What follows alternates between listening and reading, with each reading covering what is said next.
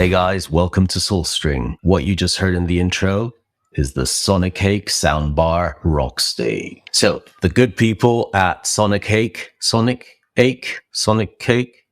anyways, the good people at Sonicake sent me a couple pedals to review, and this is the first in the series, and we're going to talk about the Soundbar Rockstage. As usual in my videos, we're going to review this pedal in 3 chapters. First of all, we're going to look at the actual construction, the ins and outs of the pedal.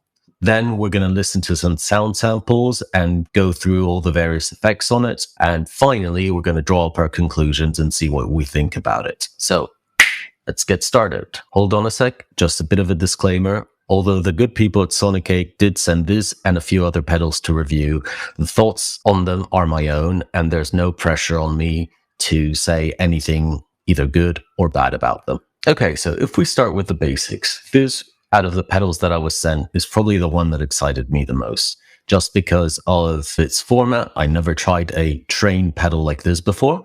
And also, I wanted to see what kind of application a pedal that has a reverb, a delay, an amplifier section, and a chorus on it, how I could use that in my pedal board, in the studio, or live. So that really intrigued me. Before we get in the actual construction of it, I think it's important just to mention the concept behind these Sonicake soundbars. There's 3 different types. One is a blues one, this is the rock one, and then there's a heavier one. So really, the idea behind it is to have 3 of the most fundamental effects that you would need, being reverb, delay, and chorus, and then a small amp section, which I understand on the rock version is a sort of JCM 800 type-ish amp. What you then have is a cabinet simulation switch here, where you turn it on and off. So this gives you the ability to go direct into the PA, audio interface, or whatever. Or if you want to use it in a different way, you can switch the cabinet off and put it in front of your amp, or with a cap off, you could also connect it into your audio interface and then load an IR in your computer. So those are just a few immediate points that become apparent once you look at the pedal. In terms of the construction, the pedal is a very nice material. It's quite heavy. It's sturdy. You can very well be using this on stage and it won't go anywhere. It's a really nice material. It's a really nice finish as well. It's a matte black look. I like it. The logo's here. So it has 1 foot switch for each and a couple of dials on the top. So if we look at the dials, first you have a reverb section, which is here. You have an on-off foot switch and just 1 parameter to set the mix of the reverb. So how much of the wet signal you want applied. Second of all, you have a delay, this time with 3 dials at the top. You have a blend, again, similar to the mix. Then you have a repeat dial, which, as the name suggests, just tells you how many repeats the delay is going to have. So if you have it set to minimum, it's just going to do 1 repeat. And then you have the time of the delay. Then you have the amp section. So this is called the rock amp. So in the other versions, it would be a blues or a metal amp. Here, again, you have 3 dials. You have the volume dial. You have a tone dial. So essentially going from a darker tone to a brighter tone. It scoops out some of the mids as well on the dark tone. And then you have a standard gain dial. Moving on to the last position, that's the chorus. And you have 2, one is the speed of the chorus and the other one is the depth. Pretty standard dials there. One thing to note, I don't know if you can see it, but I really like how they've put a little plastic bit on the top of these dials to make it easier to turn. And they feel very good. So I could definitely see this working in a live scenario because you're not afraid to move them. They're very tactile and I really like those. So that is very cool. At the back, very simple. You have an in, you have an out, and you have a 9-volt wall plug. With this pedal, you're also fortunate enough to receive the actual charger. So all in all, it's a very nice looking pedal. It feels great. It's sturdy. Great construction, looks very solid.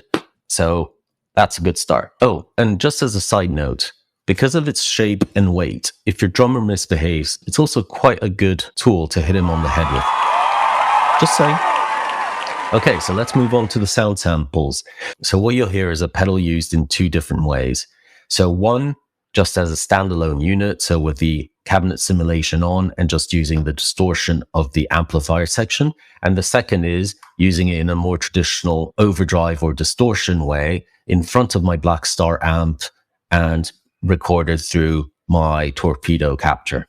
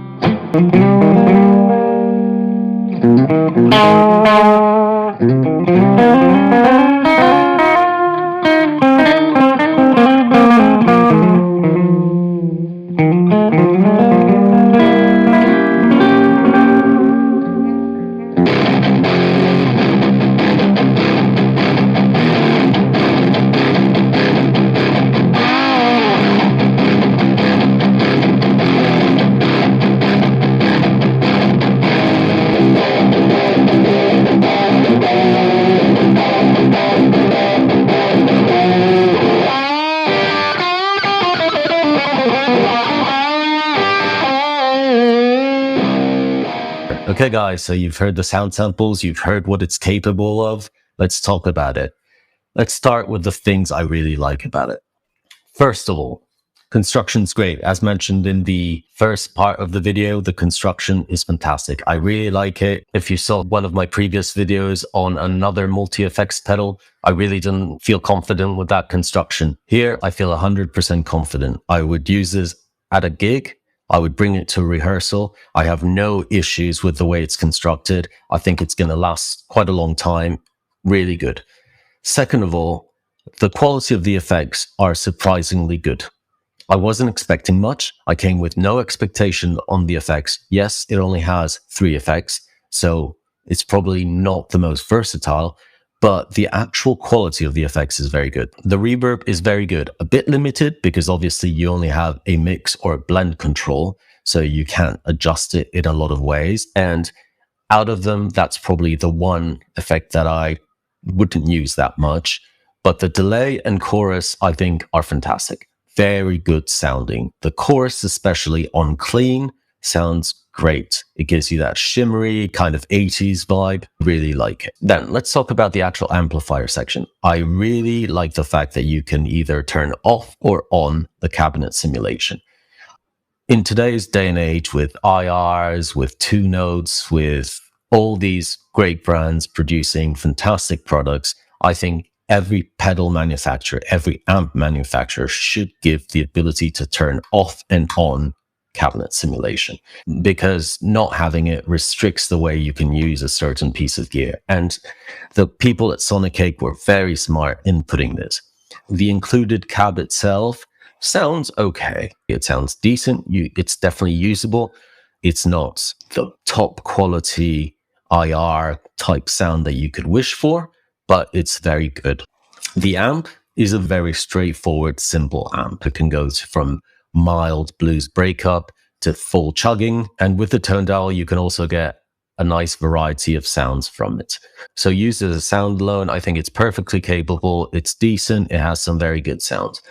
But where I think this shines and really does for me, and I was very impressed by it, is by turning the cabinet simulation off and running the rock amp part as an overdrive in front of my Blackstar.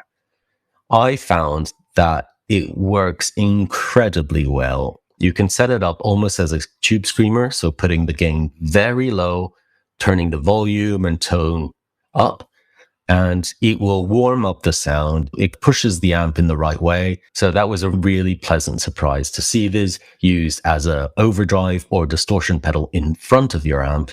It sounded fantastic. Honestly, it sounds as good as an overdrive, 3 times the price. So for me, that was the feature that kind of blew me away. And it wasn't one that I was expecting, to be perfectly honest. So moving on to the things that could have improved, I really don't have that much. I really liked the idea of this pedal.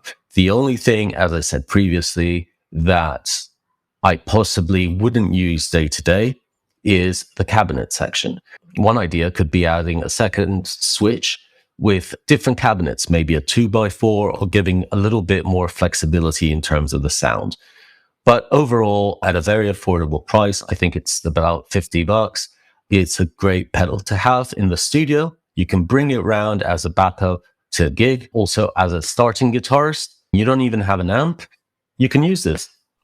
It does the job perfectly well. Yes, it's not the most versatile thing, but then for $50, you get a good rocking tone and that's all you care about. Or you could join forces and get a blues one, a metal one. So it gives you lots of possibilities. I really like that. It's definitely a good thing to have in the studio when I just want to really quickly plug in. I just plug it in, have delayed chorus, and that's it. You can put it in the effects loop and not use anything else. So it's really good. I very much enjoyed it. So stay tuned as usual to the channel. We're going to review 2 more pedals by Sonicake. They're going to be the Bit Crusher and an overdrive pedal. And I can tell you already, they're loads of fun. But well done to the Sonicake guys. I highly recommend this. I'll put the link as usual in the description. And remember to subscribe because it will keep everyone happy. And that's it. Peace.